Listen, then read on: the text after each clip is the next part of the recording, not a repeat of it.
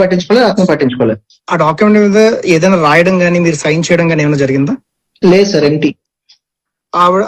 నవీన్ రామ్ సింగ్ ఏదైతే గోల్డ్ గురించి మీకు చెప్పాడో మీకు ఇస్తానని చెప్పి అది ఇవ్వలేదు, 30 lakhs తీసేసుకున్నాడు. ఓకేనా?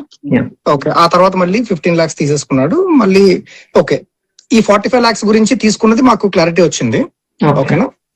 సో ఏం చెప్పి తీసుకున్నాడు అని కూడా క్లారిటీ వచ్చింది, జనాలకు కూడా క్లారిటీ వచ్చి ఉంటుంది. అండ్ దాని ప్రూఫ్స్ మా దగ్గర ఉన్నాయి. జనాలకు నేను చెప్తున్నా, ఇది మన అందరికీ జనాలకు చెప్తున్నాను. ఇది ఒక్క మాట ప్రూఫ్స్ విత్ ఎవిడెన్స్ క్లారిటీగా ఉంది. ఒక ఆడియో మెసేజ్ వినిపిస్తానండి, అది మాట్లాడింది మీరేనా కాదా అని కన్ఫర్మ్ చేయండి. ఎవరెవరు అనేది కన్ఫర్మ్ చేయండి అన్న. నాకు అది కాదు, ఇంకోటి పెయిడ్ కూడా చెప్పలేదు కదా నువ్వు?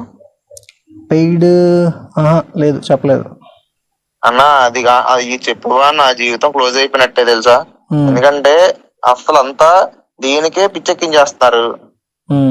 ఇంకా అది కానీ ఈ మన ముందు మీ బావగారితో మనం మాట్లాడింది కానీ ఆ రెండు ఎట్టి పరిస్థితుల్లో ఎన్ని సిచ్యువేషన్లు వచ్చినా మీకోసం ఎంత చేశాను అది మాత్రం నా కోసం చేయండి చాలు. ఎందుకంటే మొత్తం అందరితో గొడవ అయిపోతుంది. అంటే ఇప్పుడు మీ వాయిస్ రికార్డ్ బయటికి రాకూడదని చెప్పి గొడవకు దిగాను వాళ్ళతో. వాళ్ళు నన్ను తగులుకున్నారు. ఒక 5-10 lakhs ఉంటది అన్నాను. నా ఒక్కడికా? మీకు ఒక్కడికి కాదు, అలాగా ఇంపాక్ట్ గురిలోకి వేయించింది. ఓకే.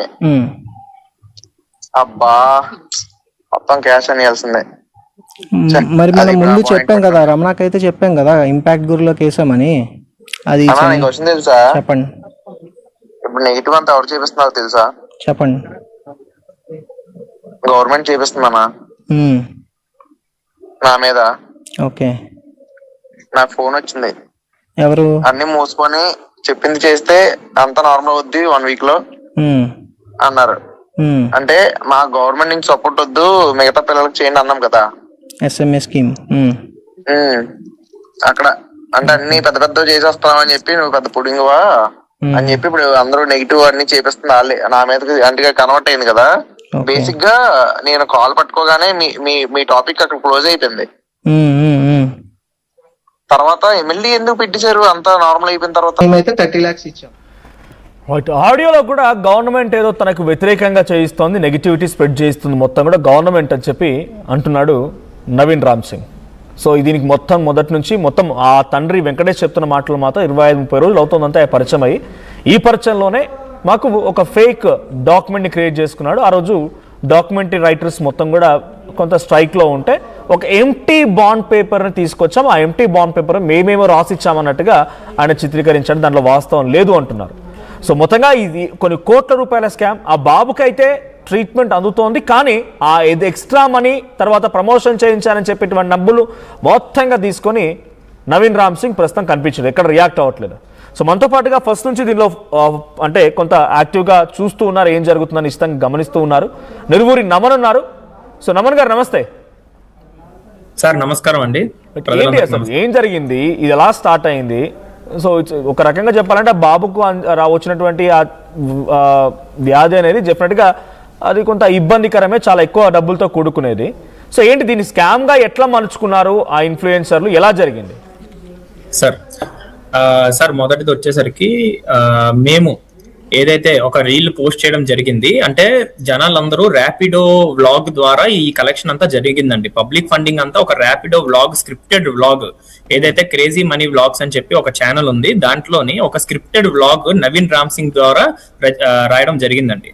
అయితే జనాలందరూ ఆ ఒక్క వీడియోతోనే దాదాపు 6.5 నుండి 7.5 crores కలెక్షన్ వచ్చినట్టు ఇంపాక్ట్ గురులో మనం చూడొచ్చండి. ఎందుకంటే ఆ వ్లాగ్ కి ముందు అసలు కలెక్షన్ అనేది 1 CR కూడా క్రాస్ అయ్యి ఉండకపోవచ్చు, బట్ దాని తర్వాత మాత్రం దాదాపు చాలా దగ్గర నుండి ఫండ్స్ రావడం జరిగిందండి.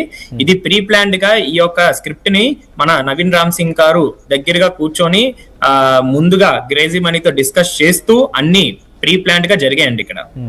అయితే ఇక్కడ వచ్చేసరికి నేను sorry for the interruption, but నేను ఏం తెలుసుకోవాలనుకుంటున్నాను అంటే ఫస్ట్ వెంకటేష్ కి నవీన్ రామ్ సింగ్ అప్రోచ్ అయ్యాడా, నవీన్ రామ్ సింగ్ అప్రోచ్ అయ్యి ఇలా చేద్దామన్నాడా, లేకపోతే ఎట్లా పరిచయం ఆ బాబు వాళ్ళ నాన్నకి నవీన్ రామ్ సింగ్ కి?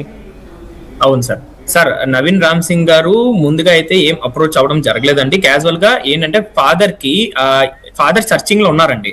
ఇన్ఫ్లుయెన్సర్స్, ఎందుకంటే ఆయన ఉన్న కష్టము, ఆయన పడుతున్న కష్టము జనాల్లోకి ఎలా వెళ్ళాలి, ఎలా ఒకలా ఈ ఫండ్స్ కలెక్ట్ చేయాలనే ఒక ఉద్దేశంతో ఆయనకి ఒక ఎక్స్టర్నల్ పర్సన్ వచ్చి, ఒక మీడియా ఎక్స్టర్నల్ పర్సన్ వచ్చి చెప్పడం జరిగింది, ఇలా అప్రోచ్ అవ్వండి బాగుంటుందని చెప్పి. దాని మేరకు సార్ ఫస్ట్ టైం వెళ్ళి, వెంకటేష్ గారు ఫస్ట్ టైం వెళ్ళి నవీన్ రామ్ సింగ్ ని అప్రోచ్ చేయడం జరిగిందండి. ఓకే, అప్రోచ్ అవడం జరిగింది. అయితే ఫస్ట్ టైం లో నవీన్ రామ్ సింగ్ గారు ఒక రీజన్ చెప్పి తప్పించుకున్నారు. ఆ రీజన్ ఏంటంటే, సార్ నేను వేరే పనిలో బిజీగా ఉన్నానండి, నేను వేరే బాధితులు కిడ్ కోసం నేను కష్టపడుతున్నాను, నేను సర్వీస్ చేస్తున్నాను, నేను ఇప్పుడైతే మీ యొక్క కేసుని టేకప్ చేయలేనని చెప్పి కేసు అనే ఒక వర్డ్ మెన్షన్ చేసి చెప్పారు.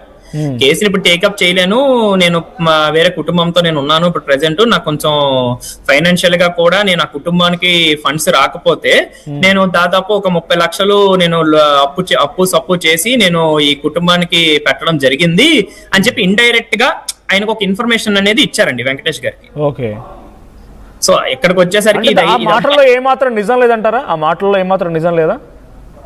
ఆ మాటల్లో నిజం లేదు అంటే సార్, ఇప్పుడు వచ్చిన ఏదైతే ఇన్ఫర్మేషన్ ఉందంటే ఇన్ని రోజులు జరుగుతున్న దాంట్లో అయితే 100% ఆయన కావాలనే ఆ ఒక్క విషయాన్ని మెన్షన్ చేయడం జరిగిందండి. అది మాత్రం 100% గా మేము ఖండిస్తున్నాం. ఎందుకంటే ఇప్పుడు అడగలేక అడిగారు ఆ అమౌంట్ ని.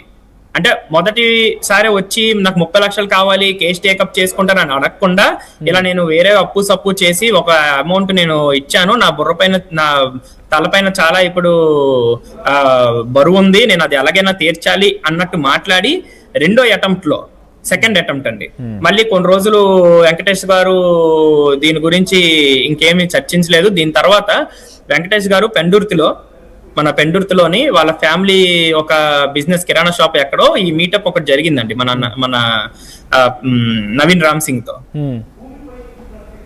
ఈ క్యాష్ ట్రాన్సాక్షన్స్ ఇవేవైతే ఉన్నాయో అక్కడే ఆ కిరాణా షాప్ లోనే జరిగాయండి పూర్తిగా. అక్కడే అప్పటి వరకు నవీన్ రామ్ సింగ్, వెంకటేష్ ఇద్దరు మాత్రమే ప్రయత్నం చేస్తున్నారు. నవీన్ రామ్ సింగ్ ఒక సోషల్ మీడియా కొంత ఫాలోవర్స్ ఉన్న వ్యక్తిగా ఆయన దీంట్లో పార్టిసిపేట్ చేశాడు.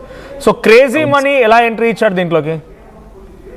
సార్ ఇప్పుడు ఎవరైతే నవీన్ రామ్ సింగ్ ఉన్నారో, నవీన్ రామ్ సింగ్ మొట్టమొదటిది ఒక పర్సన్ ని ర్యాపిడో, అయితే ఈ స్క్రిప్ట్ అంతా, ఈ డిజైనింగ్, స్టోరీ డిజైనింగ్ ఇదంతా రచించింది నవీన్ రామ్ సింగ్ అండి. అది 100% నేను చెప్పగలను. అయితే ఈ స్టోరీలో ఎంట్రీ ఎలాగైంది క్రేజీ మనీ బ్లాగ్స్ అంటే, ఇంతకు ముందు క్రేజీ మనీ బ్లాగ్స్ ముందు నవీన్ రామ్ సింగ్ అనే పర్సన్ ఒక ర్యాపిడో డ్రైవర్, సాయి స్పార్క్ అని చెప్పి ఒక ఇన్స్టాగ్రామ్ ఉంటుందండి, సాయి స్పార్క్ ఆయన పేరు. ఆయనతో సేమ్ స్క్రిప్ట్ ఇలాగే చేద్దాం, ఈ మ్యానిపులేషన్ చేద్దాం అని ఆయనతో స్టార్ట్ చేశారు. ఆయనతో అనుకున్నారు చేద్దామని, కానీ అదంతా వెళ్ళలేదండి జనాల్లోకి. అయితే దాని తర్వాత మళ్ళీ నవీన్ రామ్ సింగ్ గారు ఒక విధంగా ఆలోచించి, ఇప్పుడు ఏదైతే క్రేజీ మనీ వ్లాగ్స్ ఉందో ఆయన ఇప్పుడు ట్రెండింగ్ లో ఉన్నారండి. ఆ టైంలో ఏదైతే సిచ్యువేషన్ జరుగుతుందో ఆ టైంలో ఆయన ట్రెండింగ్ లో ఉన్నారు. ఎందుకో నేను కూడా చెప్తాను. ఆయన వైజాగ్ లోని ర్యాపిడో వేసుకున్న అబ్బాయి అండి. ర్యాపిడో వేసుకుంటూ వ్లాగ్స్ చేస్తాడండి యూట్యూబ్ లో. ఓకే, ఆ టైంలోని మన పోలీస్ డిపార్ట్మెంట్ నుండి గవర్నమెంట్ తరఫున డబుల్ హెల్మెట్ పెట్టుకోవడం వల్ల సమ్ అప్రిసియేషన్ దొరికింది. ఆ వీడియో అనేది చాలా హైప్ లోకి వెళ్ళి ఆయనకి రీల్స్, వ్యూస్, అందరూ జనాలు అప్రిషియేట్ చేయడం అంతా బాగానే ఉందండి. ఓకే, అయితే ఈ విధంగా ఈ మనిషిని ఒక ట్రెండింగ్ ఫేస్ గా చూసి మన నవీన్ రామ్ సింగ్ వేసే మ్యానిపులేషన్ స్కెచ్ చేయండి అంటే, ఆయన్ని పిలుద్దాం, కాంటాక్ట్ అయ్యి బాబు గురించి